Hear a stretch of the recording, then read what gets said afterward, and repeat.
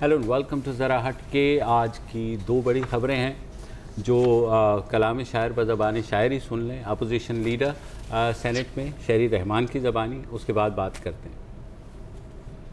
हमारा नामजद candidate parties तय करेंगी, लेकिन कैंडिडेट होगा पाकिस्तान पीपल्स पार्टी से। स्पीकर का, डिप्टी स्पीकर का कैंडिडेट MMA से होगा।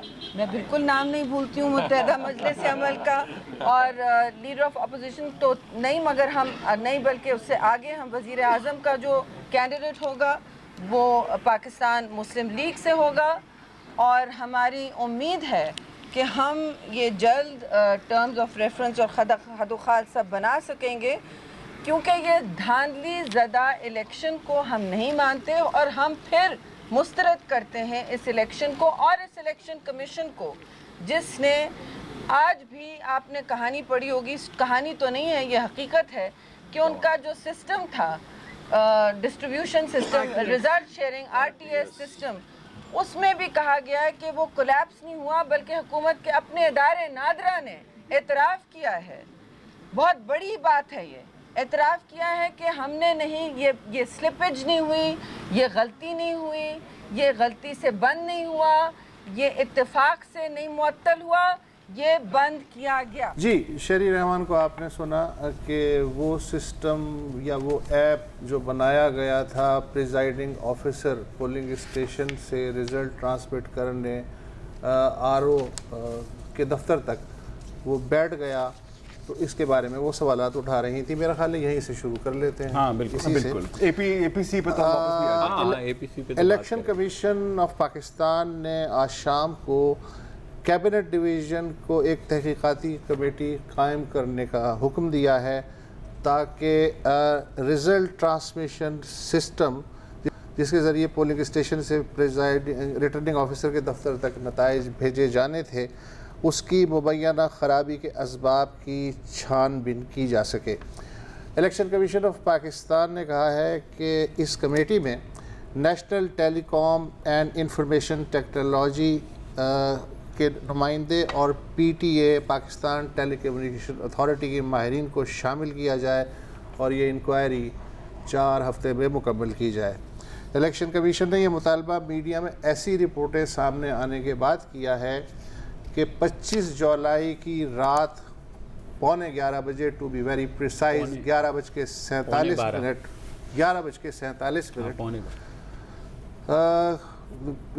पे रिज़ल्ट ट्रांसमिशन सिस्टम बंद हो गया। इससे पहले हर इलाके से पॉलिटिकल पार्टीज़ और वर्कर्स ये ख़बर देने लगे चैनल्स के थ्रू कि उनके पोलिंग एजेंटों को पोलिंग स्टेशनों से बाहर निकाला जा रहा है। RTS बंद हो जाने से गिनती के बारे में शुबहात और बढ़ गए। कोई आधी रात के बाद लगभग 2-2:30 बजे इलेक्शन कमीशन के सेक्रेटरी याकूब फ़तेह मोहम्मद टेलीविज़न कैमरे के सामने आए और उन्होंने मीडिया को बताया कि जी रिज़ल्ट ट्रांसमिशन सिस्टम ही बैठ गया है, लिहाजा अब हाथ से नताइज मुरतब किए जा रहे हैं, इसलिए नताइज के ऐलान में मज़ीद ताख़ीर होगी। रिपोर्टों के मुताबिक जो मीडिया में चल रही हैं, पसे पर्दा कहानी ये है कि नादरा के जो अहलकार जिन्होंने ये ऐप डेवलप किया था, वो इंतहाई हैरान थे कि इलेक्शन कमीशन ऑफ पाकिस्तान ने ये ऐलान कैसे कर दिया कि RTS बैठ गया है, क्योंकि नादरा के अहलकारों के बकौल RTS secretary election commission of Pakistan के ऐलान के बरक्स मुकम्मल तौर पे काम कर रहा था, और जब वो ये बता रहे थे मीडिया को आधी रात के बाद कि जी ये बैठ गया है, तब भी वो काम कर रहा था। नादरा हुकाम ने सेक्रेटरी इलेक्शन कमीशन के सामने कंप्यूटर लॉग का रिकॉर्ड भी रखा, और ताकि ये बताया जा सके कि सिस्टम मुकम्मल तौर पे फंक्शन कर रहा है, मगर उन्हें इलेक्शन कमीशन ऑफ पाकिस्तान की जानिब से बताया गया कि RTS का इस्तेमाल रोका जा रहा है, क्योंकि उसमें रुकावटें और ख़ामियाँ आनी शुरू हो गई हैं, माल फंक्शनिंग शुरू हो गया है। अच्छा, नादरा का ख़्याल है कि शायद इलेक्शन कमीशन ऑफ पाकिस्तान का जो अपना रिज़ल्ट मैनेजमेंट सिस्टम है RMS, उसने काम करना बंद कर दिया हो और इलेक्शन कमीशन ने नादरा के ऐप पे इल्ज़ाम धर दिया हो। बकौल उस एहलकार के, हालांकि आरटीएस और आरएमएस बिल्कुल अलग अलग काम करते हैं। आरएमएस ऑफलाइन, दोनों में कोई इंटीग्रेशन नहीं है। आरएमएस रिजल्ट यानी रिजल्ट मैनेजमेंट सिस्टम एक ऑफलाइन सॉफ्टवेयर है जो रिटर्निंग ऑफिसर के कंप्यूटर में नस्ब किया जाता है। जैसे जैसे प्रिजाइडिंग अफसर फॉर्म 45 पे नतायज आरओ ऑफिस भेजते हैं तो एक डेटा एंट्री ऑपरेटर उसे रिजल्ट मैनेजमेंट सिस्टम में दाखिल करता चला जाता है। जब तमाम पोलिंग स्टेशनों के नतायज आरएमएस में दाखिल हो जाते हैं तो मजमूई नतीजे दिखाने के लिए आरएमएस फॉर्म 47 प्रोड्यूस करता है और इस फॉर्म को इलेक्शन कमीशन अपनी वेबसाइट पे अपलोड कर देता है, जबकि आरटीएस फॉर्म 45 का जो रिज़ल्ट है वो सिर्फ रिटर्निंग ऑफिसर के दफ्तर तक रिज़ल्ट पहुंचाने के लिए इस्तेमाल होता है। अच्छा जी, अब नादरा ने फिर आगे कहा कि 85,000 पोलिंग स्टेशनों से उस 2 बजे तक 1,70,000 कौमी और सूबाई नताइज मौसूल होना थे और नादरा को 50% नताइज यानी 84,000 रिज़ल्ट्स आरटीएस सिस्टम के ज़रिए मौसूल हुए। कब? रात 11:15 बजे तक। बाकी नताइज बकौल नादरा के इन अफसरों के इसलिए मौसूल नहीं हो सके क्योंकि इलेक्शन कमीशन ने आरटीएस का इस्तेमाल रोक दिया। प्रिजाइडिंग ऑफिसर से कहा गया कि वो गिनती के लिए आरओ दफातर पहुँचे। अब इलेक्शन कमीशन ऑफ पाकिस्तान के तर्जुमान नदीम कासिम हैं, उनका ये कहना है कि नादरा वाले ये जो इस तरह के दावे कर रहे हैं ये दरअसल अपने ऐप के और सिस्टम की कमज़ोरियाँ छुपाने के लिए कर रहे हैं। मंसूबे के मुताबिक वैसे भी प्रिजाइडिंग ऑफिसर को आरटीएस के ज़रिए नताइज भेजने के बाद फ़िज़िकली आना ही था रिटर्निंग ऑफिसर ऑफिस, लेकिन तारीख इसलिए हुई क्योंकि आरटीएस बैठ जाने के बाद हर पोलिंग स्टेशन का डेटा खुद से कंपोज करके एंटर करना पड़ा, मैन्युअली करना पड़ा। अच्छा, इलेक्शन कमीशन के तर्जुमान से साफ़ी होते हैं ना, उन्होंने पूछा जी नादरा वाले तो कहते हैं कि जब आपने कहा कि आरटीएस बंद हो चुका है, काम नहीं कर रहा है, उस वक्त तक 50% नताइज नादरा वसूल कर चुका था। तो इलेक्शन कमीशन के तर्जुमान ने कहा कि नताइज आने के 7 दिन बाद ऐसे दावे करने का क्या फ़ायदा, ये उन्होंने कहा। अच्छा, नादरा के तर्जुमान से जब कहा गया कि जनाब आप फिर ब्लैक एंड वाइट में बताएं ये जो आप से पर्दा बातें कर रहे हैं, तो उन्होंने कहा कि भाई ये एक हसास मामला है, लिहाजा वो इसकी ना तायीद करेंगे ना तरदीद। अच्छा, पीपल्स पार्टी ये जो हिज़्ब इख्तिलाफ है इसने भी मुतालबा किया है कि एक पार्लिमानी कमेटी जो है वो कायम की जाए, अदर दैन दैट कमेटी जिसका इलेक्शन कमीशन ने आज मुतालबा किया है। सेक्रेटरी जनरल हैं फरहतुल्लाह बाबर पीपल्स पार्टी के, उनका ये कहना है कि इस पूरे मामले का फोरेंसिक ऑडिट किया जाना चाहिए, इन सवालात के जवाब हासिल किए जाएं कि अगर आरटीएस बैठा तो सबब क्या था, इलेक्शन कमीशन में किसने फ़ैसला किया कि आरटीएस काम नहीं कर रहा लिहाजा उसका इस्तेमाल रोक दिया जाए। एक पार्लिमानी कमेटी इलेक्शन कमीशन और नादरा के हुक्काम को तलब करके खुली समाअत करे तो दूध का दूध पानी का पानी हो जाए। बोथ वेज अभी कर भी दिया है। इसमें 2 चीज़ें, एक तो जब ये हुआ था मेरे ख्याल में तनकीद तो उसी रात ही शुरू हो गई थी कि जनाब ये रिज़ल्ट्स का क्या हुआ है, क्योंकि ये इस ऐप का इलेक्शन कमीशन ने डायरेक्ट कंट्रोल दिया हुआ था पीटीवी को, और हम हैरान थे कि पहली दफ़ा याद है ट्विटर के ऊपर धड़ाधड़ रिजल्ट्स आ रहे थे। लिंक दिया था, हाँ पीटीवी को लिंक दिया था, तो धड़ाधड़ रिजल्ट आ रहे थे। और जैसे वसत ने भी बताया कि 2 बजे तक आकर के ख़त्म भी हो जाने थे। एक और चीज़ जिसमें ज़ाहिर है इस रिपोर्ट ने इशारा भी किया है और ये तहकीकात भी उसी तरह जाएगी कि किसने एक्चुअली ये हिदायत दी। अच्छा, नहीं सबसे पहले तो सॉरी अब आपकी बात काट रहा हूँ, एक चीज़ तो हम क्लियर करें, बात ऑन द रिकॉर्ड यहाँ पे कोई बात नहीं हो रही एटलीस्ट नादरा की जानिब से। I mean it is on sources. हाँ, ये ज़रूर बात किया कि जी हम ना कंफर्म कर सकते हैं ना डिनाई कर सकते हैं। ईसीपी का भी जो बयान है कि जी नादरा वाले ये कह रहे हैं, वो भी तर्जुमान का नाम है उसमें। नहीं, वो तो तर्जुमान का है, लेकिन उससे तो ये सवाल पूछा गया ना कि जी यार ये नादरा वाले ये कह रहे हैं, और ये नहीं बताया होगा कि जी नादरा का ये बंदा ये कह रहा है। मतलब again that part of the story वो तो इदारे to I know लेकिन ये हमें वाज़ेह भी कर देना चाहिए ना कि ऑन द रिकॉर्ड इस पर बात नहीं हुई है। लेकिन अच्छी बात ये हुई कि इलेक्शन कमीशन ने आज ही नोटिफिकेशन निकाल दिया कि वरना और ज़्यादा इसमें जो है ना ये जो है ये पोटेंशियली इस दौर के 35 फंक्शन है पोटेंशियली, तो बेहतर है क्योंकि यार हमने वो बहुत भुगता है, बेहतर है कि इस चीज़ को क्लियर कर दे। क्लियर कैसे करें अगेन इज द क्वेश्चन। जो फरतुल्लाह बाबर ने अभी बात की थी फोरेंसिक ऑडिट की, अब मुझे नहीं पता शायद आपको भी इस बात का इल्म ना हो कि ये ईसीपी की कमेटी के अनाउंसमेंट के से पहले था या बाद था, right. Having said that forensic audit must, पहले का बयान है ना, ठीक है, ये बिल्कुल जायज़ है एक ऑडिट, लेकिन कैसे किया जाएगा और कौन करेंगे। अब देखें जैसे यहाँ पर जो बात हुई है कंप्यूटर लॉग की, ठीक है, अकल मैं कोई आईटी एक्सपर्ट नहीं हूँ, अकल मानती है और यूजुअली जो जिन लोगों से बात हुई है इस टॉपिक पर उनका यही कहना है कि जी देखें जब भी कोई ऐप होता है उसका एक सिस्टम लॉग होता है, अगर एरर आया है तो कहीं ना कहीं वो उस लॉग में रिफ्लेक्ट होगा, ठीक है। Arguments are being made on both side. मेरे ख्याल एक ब्रेक ले लेते हैं, अभी ब्रेक का कहा है तो ब्रेक के बाद उस पर तफसील में बात करते हैं। ब्रेक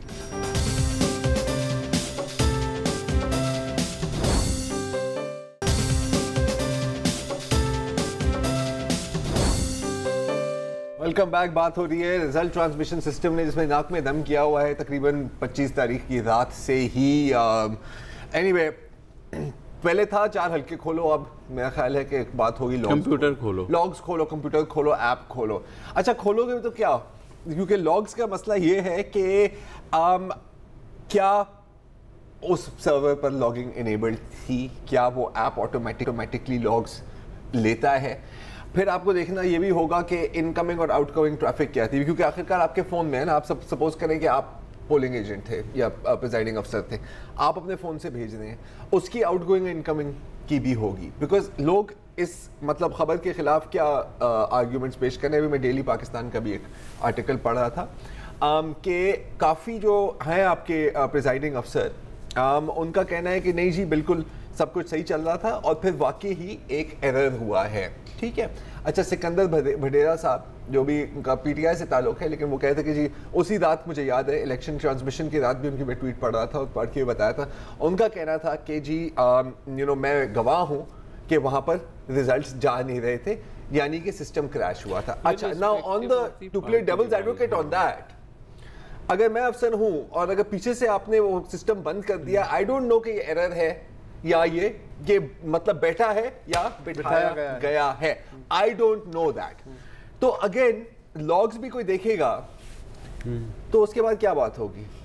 अगर आप लॉग्स आपकी दलील को सपोर्ट नहीं कर रहे, आप कहेंगे कि जी ये भी इनमें टैंपरिंग हुई है या ये लॉग्स डिलीट हुए हैं and so on and so forth. So critical सवाल क्या बनता है कि ये जो फोरेंसिक ऑडिट है ये कौन करेगा, क्या उस पर सबका एतमाद होगा। अगेन ये वो पार्लियामेंट्री कमेटी तो नहीं बन जाएगी पैनामा वाली कि नहीं जी ये टर्म्स ऑफ रेफरेंस हमें कबूल नहीं है, ये टर्म्स ऑफ रेफरेंस हमें कबूल नहीं है।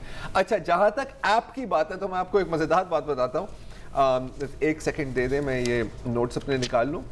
ये जो प्रोसेस था इसका ऐप बनाने का, ठीक है, ये 26 जुलाई को इसके एक दिन बाद इमरान खान साहब जो मैनेजिंग डायरेक्टर हैं रैपिड कंप्यूट के, रैपिड कंप्यूट है साइबरनेट आईएसपी, तो मेरे ख्याल तकरीबन सबकी पहली आईएसपी होगी पाकिस्तान में, राइट, टू टाम वाले ज़माने में। ये उन data centre and cloud arm के मैनेजिंग डायरेक्टर हैं, ठीक है। इनके मुताबिक जब टेंडर दिया गया था कि जी ये नादरा ये ऐप डेवलप करना चाह रही है, तो आप बताएं आप कितने में कर आरटीएस वाला app, RTS result transmission system वाले ऐप की यहाँ बात हो रही है, हो सकता है आरएमएस की भी, लेकिन मसला आरटीएस का है तो आरएमएस को अभी साइड पे रखते हैं हम। उनकी एक पोस्ट आई थी फेसबुक पे कि जी मैं मतलब शो नहीं मार रहा और मैं मतलब मजे नहीं ले रहा, लेकिन मैं सिर्फ ये आपको मैं इसकी निशानदेही करना चाहता हूँ कि ये जो पूरा टेंडर और प्रोक्योरमेंट सिस्टम है आपकी हुकूमत का, ये कितना मतलब कम्बरसम एंड रिडिकुलस है फ्रैंकली स्पीकिंग। फ्लॉड का लफ्ज़ इस्तेमाल किया। ये जो ईसीपी का सिस्टम जो कल रात डाउन हुआ था, क्योंकि 26 तारीख की बात हो रही है, लेकिन हमने भी इसका टेंडर दिया था और एक और लोकल आईएसपी उसका नाम नहीं लिया, उन्होंने भी दिया था। जो लोकल है दूसरी आईएसपी जिसका टेंडर फिर आखिर इस मंजूर हुआ, उन्होंने कहा कि जी ये कह रहे हैं कि 100 रुपए में बनाएंगे, हम 10 में कर देंगे, मतलब 10% में। ओके, और इनका कहना है, और हम कहते रहे कि यार मेरी जान सही है, सस्ता है, लेकिन ये जो आप काम ले रहे हैं ये इतने पैसे में नहीं होगा, मतलब 2 गज कपड़े में शलवार नहीं बनने वाली आपकी, ठीक है ना, चाहे आप बौने भी हो, it's not going to happen. And is like यार इट इज इम्पॉसिबल, हमारे सिस्टम आर्किटेक्ट और आर्किटेक्चर्स कह रहे हैं ये मुमकिन ही नहीं है, अगर करोगे तो मरोगे। और देखा ऐसा ही हुआ। लेकिन और इनका ये भी कहना है, सो आखिरी बात, कि हमेशा पब्लिक और प्राइवेट सेक्टर में हम ढूंढते हैं कि सबसे सस्ती सोल्यूशन, और वो सस्ती सोल्यूशन ही महंगी पड़ जाती है, और आप देख सकते हैं कितनी महंगी पड़ी है। एक और अस्करी पार्क में झूला गिर गया, हाँ, लेकिन सेकंड हैंड मोर और लेस ज़हन तो वही है ना। नहीं देखो, ज़हन वही है, और मतलब ये भी मतलब बंदे का ज़हन मानता है, because you have seen how government departments work. अच्छा, एक और इसमें एक इशू है कि अकॉर्डिंग टू सम रिपोर्ट्स, और मैं इसकी तस्दीक नहीं कर सका, मैंने बहुत कोशिश की है, अपेरेंटली ये जो ऐप था ये गूगल, ये प्ले स्टोर और एंड्रॉइड प्ले स्टोर और गूगल प्ले स्टोर पे अवेलेबल फॉर डाउनलोड था।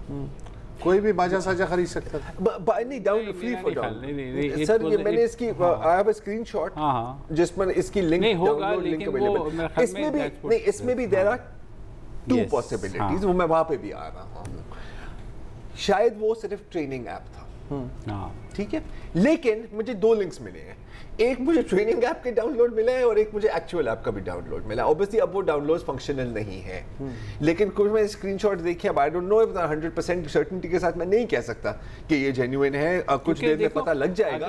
लेकिन अगर ऐसा था, अगर ऐसा होता तो फिर तमाम जो है टीवी चैनल्स उसी तरह से दे रहे होते रिजल्ट जिस तरह पीटीवी न्यूज़ दे रहा था। That's what my logic, because PTV news के ट्विटर हैंडल से जिस तरह से रिजल्ट आ रहे थे, उसको बाकायदा ये लिंक फराहम किया गया। हाँ, लिंक फराहम किया गया था। तो वो जो है, देखो again I would not want to believe this, because अगर ये सच है तो फ्रैंकली स्पीकिंग इससे ज्यादा रिडिकुलस बात मैंने नहीं सुनी, क्योंकि अगर आप पब्लिक डाउनलोड के लिए कर रहे हो तो यार क्या मसले होंगे।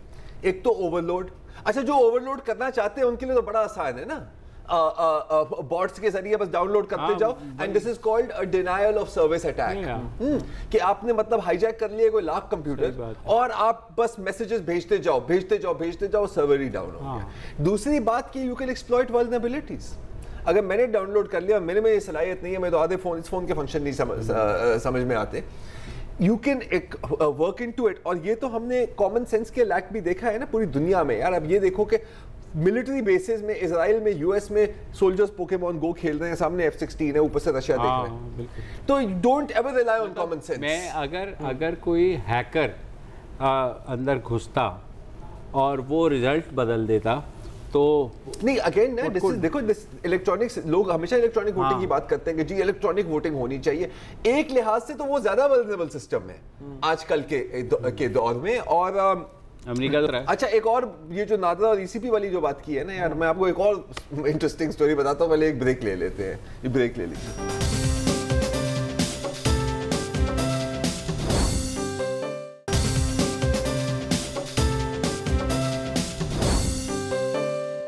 Welcome back. और अगर ईसीपी के पूरे सिस्टम की जनरल लेवल और स्टैंडर्ड की अगर मैं आपको एक मिसाल दूं यहाँ पर, बड़ी मज़ेदार है। कॉलिन कुकमन नाम के एक साहब हैं, डेटा एनालिस्ट हैं, US institute of peace USIP के साथ काम करते हैं। तो पाकिस्तानी इलेक्शन के डेटा जो कलेक्शन और मॉनिटरिंग वगैरह वगैरह, उस पर इन्होंने काफ़ी काम किया है।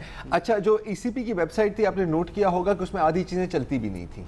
लोग बाकायदा ट्विटर पर पोस्ट कर रहे थे कि जी अगर आपको ये रिजल्ट चाहिए आप कोड में ये चेंज करें। यार कोड में कौन चेंज करेगा बॉस, हम तो क्लिक करने वाले लोग हैं ना यार, अब हमें क्या पता। तो उसके साथ जियोग्राफिकल इंफॉर्मेशन भी दी हुई थी, GIS जिसको कहते हैं, यानी कि लैटिट्यूड और लॉन्गिट्यूड के जो पोलिंग स्टेशन है वो आपको मैप पे कहाँ मिलेगा, किन कोऑर्डिनेट्स पर।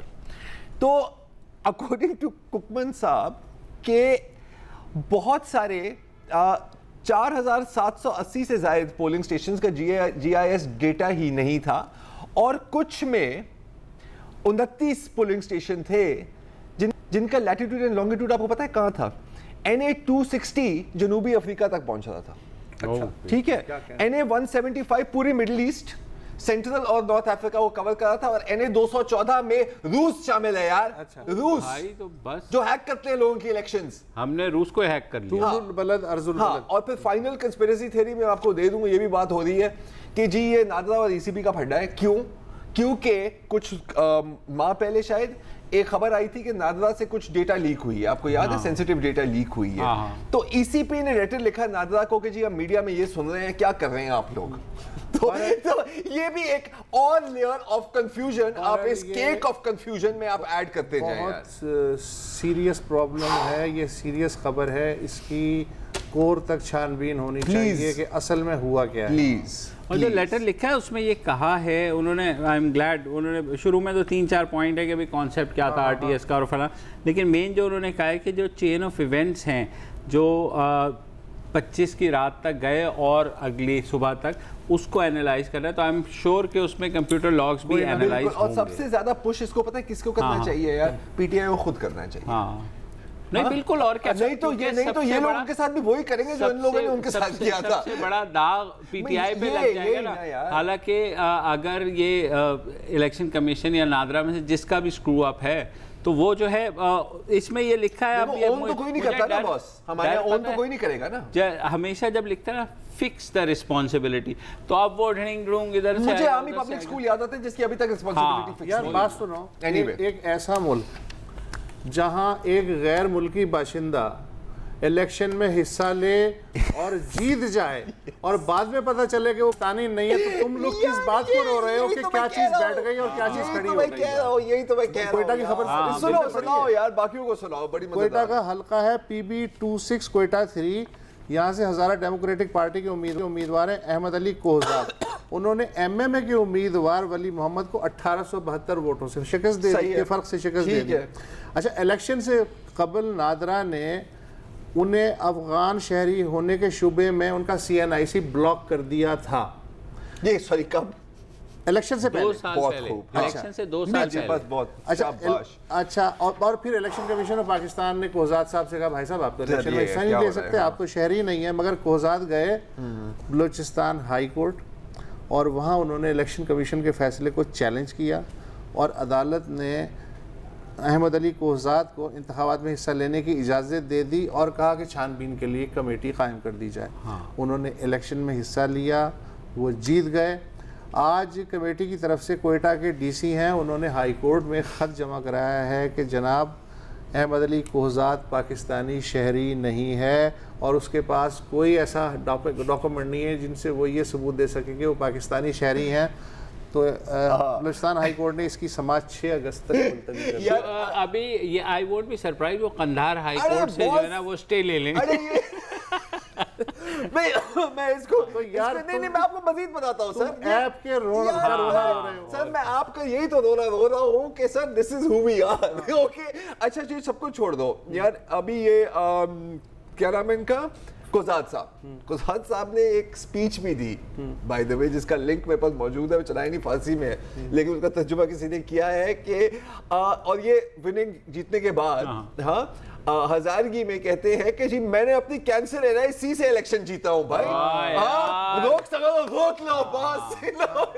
इलेक्शन कमीशन को तो ये सर पकड़ के वो करना नहीं, आई मीन और मतलब बहुत ये बताओ बदीन के में क्या चल यार। हाँ अच्छा, अब कल रात ने बात की थी फहमीदा मिर्जा साहिबा के बारे में कि भाई वो RO साहब कह रहे हैं कि जी आपने ये किया, आपने वो किया, काउंटिंग रुकी हुई है। हाँ काउंटिंग रुकी हुई है। अच्छा उसमें भी एक मजीद एक और इंटरेस्टिंग ट्विस्ट है कि 29 जुलाई को फहमीदा मिर्जा साहिबा ने खुद रिटर्निंग ऑफिसर को लेटर लिखा था, लेटर स्क्रीन पर भी चला देंगे, लेकिन कि जी मैंने खुद रिकाउंटिंग की सेक्शन 90(5) के तहत मैंने खुद रिकाउंटिंग की एप्लीकेशन आपको दी है, क्योंकि जब हमने बैंक देखे हैं और टैम्पर प्रूफ्स देखे हैं तो ये बिल्कुल लग रहा है कि ये खुले हुए हैं और ये इनमें मैनिपुलेशन हुई है।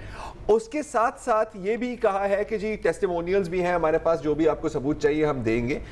फहमीदा मिर्जा साहिबा का ये भी कहना है कि अकॉर्डिंग टू द लॉ इसका रिकॉर्ड रिटर्निंग ऑफिसर को लिखना होता है कि जी इतने बैग्स हमें मिले विच वर टैम्पर्ड। अच्छा फिर उनको नॉन टैम्पर्ड बैग से अलहदा रखना है, इनमें से कोई चीजें थी, ठीक है। उसके साथ साथ सॉरी और भी पिक्चर्स उन्होंने दी है कि फोल्डेड प्रॉपर फोल्डेड बैलेट जिस पर उनका ठप्पा लगा हुआ था, वो बाहर से मिली हैं, इधर पड़ी हुई है, कोई कचरे में पड़ी हुई है, कोई कहीं पड़ी हुई है। तो पॉइंट इज कि यार मतलब नहीं, या तो दाल में काला मतलब है दाल में या क्या? तो ये काली दाल है। नहीं, अब मुझे नहीं पता कि मैं अपने ऊपर जिससे मैं बल दूं क्या करूं। आज पीपल्स पार्टी ने भी जो है कि गिजरी के एक स्कूल से कराची में जो है ना वहाँ वो अच्छा इसमें वहाँ वो निकले हैं, से मुस्तकिल नहीं ये चीज़ सुन ले, वो दबादब मिल रहे हैं और बाकायदा मुर्तज़ा वहाब ने भी ट्वीट किया, सईद गनी ने भी ट्वीट किया और वो पेपर्स तो आज हमारे नुमाइंदा वहाँ जब स्कूल में गए उन्होंने कहा जी स्कूल से बरामद हुआ। यार ये हकायक से पर्दा हारने वाला ही क्यों उठाता है? ये हमेशा ऐसे ही होता है। सुने तो सही ना, मजे की बात तो सुने। हमारा जो है जब करस्पॉन्डेंट वहाँ गया और वो बाकायदा स्कूल कल से लग रहा है, कल से शुरू हुआ है, हाँ, तो आज ये बरामद हो गया, तो सारे ये देखें बरामद हुआ। तो अब वो उसने बच्चों से बात कर ली क्लास के, उसने कहा बच्चों कल ये यहाँ कुछ था, उन्होंने कहा नहीं। अब वो बच्चे कह रहे कि नहीं कल तो कुछ नहीं था, लेकिन ये आज बरामद हो गया। अच्छा मजे की बात ये है कि वो बाकायदा कॉपी आई है ना, नए नोटों की कॉपी नहीं होती, तो उसी तरह वोटों की कॉपी आ गई है और जो बुक के साथ भी जुड़े हुए हैं अलग अलग भी है, लेकिन वो फोल्ड यूं करके हुए हुए। हालांकि जो भी पोल्ड वोट होता है वो यूं करके यूं और जो है हाँ 2 फोल्ड होता है। और अब मैं ये नहीं कह रहा कि ज़ाहिर है पीपल्स पार्टी उनकी शिकायत अपनी जगह है कि मिल गए कहीं से उनको भी नहीं। अगर आप ये नहीं कह रहे तो फिर आप क्या कह रहे हैं? हम कह रहे हैं कि हमें कख नहीं पता, हमें ठीक है ना, ये हम कह रहे हैं यार कि मतलब होने के लिए कुछ भी हो सकता है, ठीक है हम ये कह रहे हैं यार। जी वक्फा ले लेना, अभी क्या कह रहे थे आपको वक्फा लेने यार क्या हो गया?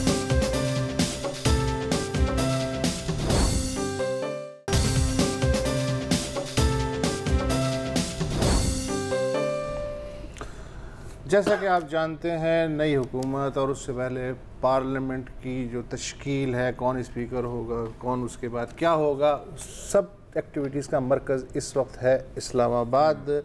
बनी गाला में दिन रात इजलास हो रहे हैं, लोग मिल रहे हैं, गैर मुल्की सफ़ीर आ रहे हैं।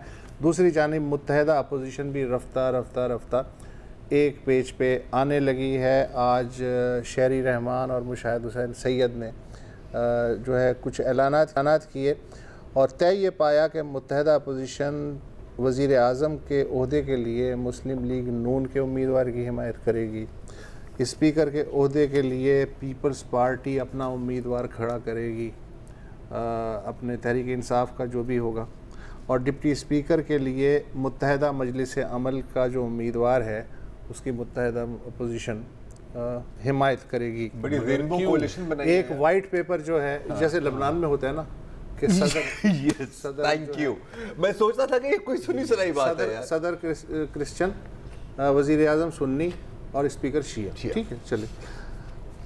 इसका कोई और मतलब नहीं, नहीं प्लीज, ये हमने ऐसी तशबीह दी। अच्छा, एक वाइट पेपर जो है वो भी तैयार होगा, किस तरह धांधली हुई, किसने की, क्या है, सब उसके लिए एक वर्किंग कमेटी बना दी गई है। उसका पहला इजलास कल होने वाला है। मुझे हैरत है कि मुत्तहदा अपोजिशन जो है उसने तहरीक लब्बैक से क्यों नहीं रब्ता किया, इसलिए कि तहरीक लब्बैक को भी यही शिकायत है कि इलेक्शन में सख्त धांधली हुई है। 6 अगस्त को लब्बैक वाले दाता दरबार से पंजाब असम्बली तक एहतजाजी रैली निकाल रहे हैं और 12 अगस्त को अल्लामा खादिम हुसैन रिजवी कराची में लब्बैक की एहतजाजी रैली की क़यादत कर रहे हैं अपने तौर पे। अच्छा ओके, मुझे ये लगता है कि क्योंकि नंबर्स बहरहाल पीटीआई के हक में हैं तो ये एज्यूम भी कर लेना कि अपोजिशन का इसलिए नहीं लड़ा जाता, एक सिंबॉलिक है, एक चीज़ नहीं सिंबॉलिक हम भी हैं। उस वक्त जाहिर है 1-2 लीडर्स ने ये भी कहा कि हम जीतने के लिए जा रहे हैं, वो कहेंगे अपनी, लेकिन बहुत क्लोज है ये सारे का सारा सीन जो है ना। अगर क्योंकि MQM keeping in view MQM's view, अगर वो एन वक्त पे यू हो गई, कुछ भी हो सकता है, हाँ कलाबाजी खा गई, तो फिर यू नेवर नो कि क्या हो सकता है। ये बता, खर्चा क्या हारने के लिए किया जाता है? हाँ, खर्चा क्या हारने के लिए किया जाता है? ये जो आप शतरंज की वो बता रहे हैं कि बसात में MQM के इतने क्यों यार? तहरीक इंसाफ जो है उसका स्पीकर होगा, उसका प्राइम मिनिस्टर होगा, तो वही होगा। मैंने कब कहा है, पंजाब का पता नहीं है। ये तो टाइम पास करना है ना, और अपनी स्ट्रेंथ भी दिखा, असल में अपनी स्ट्रेंथ दिखानी है कि हम भी हैं। और अगले 5 साल तक है। पहली दफ़ा मैं खुश हुआ कि पीटीआई वालों ने भी इसका खैर मकदम किया है। उन्हें कहा जी बिल्कुल, हम एक तो सबसे पहले वी आर हैप्पी कि you have decided to come to the parliament, which is good. मतलब पीटीआई की तरफ से नॉर्मली काफ़ी मैच्योर रिस्पॉन्स, हाँ बहुत मैच्योर। और उन्होंने कहा कि जी अपोजिशन का हक है, आप जो कहेंगे हल्के हम खोलेंगे क्योंकि हमने उसका वादा किया हुआ था। तो this is a very mature response. अच्छी बात यह कि इसका मतलब है कि पार्लियामान जो है वो हमारा आहिस्ता आहिस्ता कम से कम वो चीज़ नहीं हो रही, ओए सड़क से तू बाहर निकल पार्लियामेंट से तो मैं देख लांगा। इसका एक मतलब ये होता है कि जब आपके पास पावर नहीं होती तो आप कहते हैं जी जी जी जी जी बिल्कुल बिल्कुल।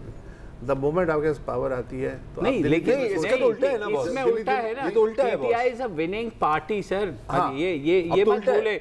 इस वक्त तो अगर यहाँ पर पीपल्स पार्टी या नून लीग होती तो चल यार ये कुछ ऐसा है और तुम्हें सर ऐसा ही ये पता है कैसा है। देखिए मुझे ऐसे लगता है कि जैसे फर्ज करें कि आप रोड पर पैदल चल रहे हैं और आप रोड क्रॉस कर रहे हैं और गाड़ी वाले आते हैं, पै पो पै, क्या गाड़ियां देते हो कि यार गाड़ी में बैठ गए हो तुम, मतलब अपने आप को बड़ा तुम हीरो समझते हो।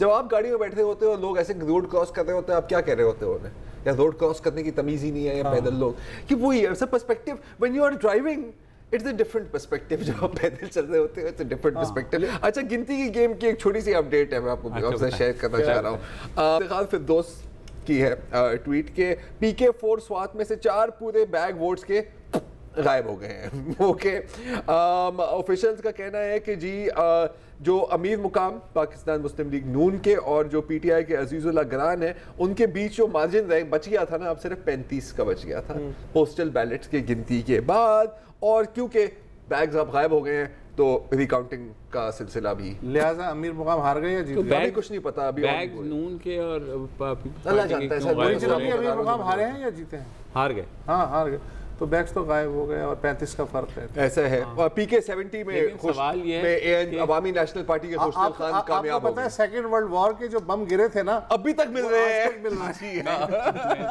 इसी तरह जो है कुछ वो आपको याद होगा कुछ नाले से भी मिल रहे हैं, इधर उधर से अबे यार सब कुछ छोड़ दे। और वर्ल्ड वॉर 2 की बात की ना आपने, सेकंड वर्ल्ड वॉर की, यार 70 और 80 की दहाई तक जापानी फौजी मिल रहे थे फिलीपींस के जंगलों में, जिनको पता ही नहीं था कि जंग खत्म हो गई है। तो ठीक है ना, ये जो वोट और बैग है ना 2023 तक मिलते रहेंगे। हाँ, और मिलेंगे भी तो काफी ऐसे टाइमों पे मिलेंगे जब शायद चीजें थोड़ी सी एज पर हो। क्यों बातें खत्म हो गई हैं, आपको तो नहीं, मैं तो कंस्पिरेसी थ्योरी दे रहा हूं। यहाँ तो सर मतलब लिहाजा खुदा पूरे बैग खत्म हो गए। अस्सलाम वालेकुम। अगर आपको हमारे शो पसंद आया है तो प्लीज़ हमारे YouTube चैनल को सब्सक्राइब करें और अगर मुनासिब समझे तो इस वीडियो को लाइक भी कर लें, तो कोई हर्ज नहीं है, और शेयर भी कर लें और कमेंट भी कर दें जी, वरना वो सब ऐसे ही लिखते रहेंगे। और ये जो दोनों कह रहे हैं ये कर लें जी प्लीज़, नहीं तो हमें भी घर जाना है, मैं आपके कंप्यूटर में नहीं रहना 24 घंटे। सही बात।